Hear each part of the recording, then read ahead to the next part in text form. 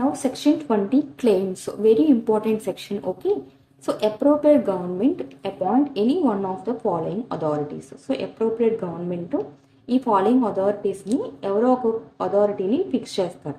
So ఎందుకు appoint చేస్తారు అంటే ఇన్ కేస్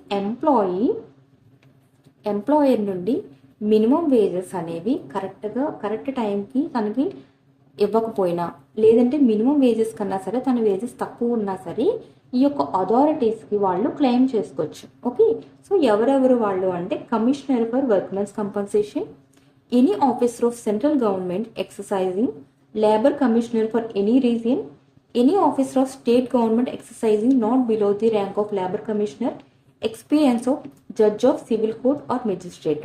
సో ఏ విధంగా వర్క్మెన్స్ కంపన్సేషన్ యొక్క కమిషనర్ అవ్వచ్చు, లేకపోతే సెంట్రల్ గవర్నమెంట్ చెందిన లేబర్ కమిషనర్ అవ్వచ్చు, స్టేట్ గవర్నమెంట్కి చెందిన లేబర్ కమిషనర్ కన్నా తక్కువ ర్యాంక్లో కాని పర్సన్ అవ్వచ్చు, లేదంటే experience of judge of civil court or magistrate అవ్వచ్చు. సో వీళ్ళలో ఏదో ఒక అథారిటీని అప్రోప్రియేట్ గవర్నమెంట్ అపాయింట్ చేస్తారు. సో వీళ్ళకి మనం ఎంప్లాయీస్ క్లెయిమ్స్ అనేవి చెప్పుకోవచ్చు.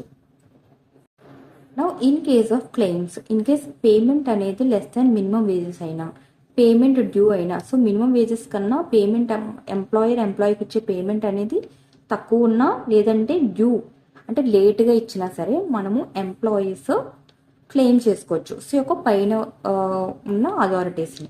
సో ఇన్ కేస్ పేమెంట్ అనేది మినిమం వేజెస్ కన్నా తక్కువ అయితే, so difference in wages plus 10 difference అనేది ఎంప్లాయీకి పే చేయాలి.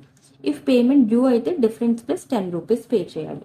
If application malicious, if employee యొక్క మిస్టేక్ ఉంటే కనుక ఎంప్లాయీకి నాట్ ఎక్సీడింగ్ 50 రూపీస్ అనేది పే చేయాలి. Okay, now section 21 single application in respect of number of employees.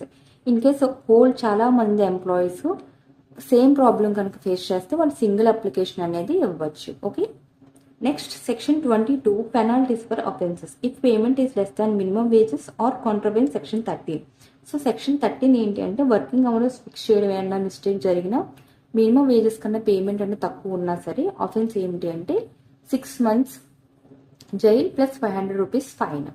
In case section 22A ప్రకారం ఇవి తప్ప వేరే ఆఫెన్సెస్ ఏవన్నా సరే చేస్తే 500 rupees. Okay, next section 22D payment of undisbursed amount due to employee. So in case ఎంప్లాయీకి payment అనేది undisbursed amounts అనేవి ఏమైనా ఉండిపోతే, if employee dies then prescribed authority shall deposit. Okay,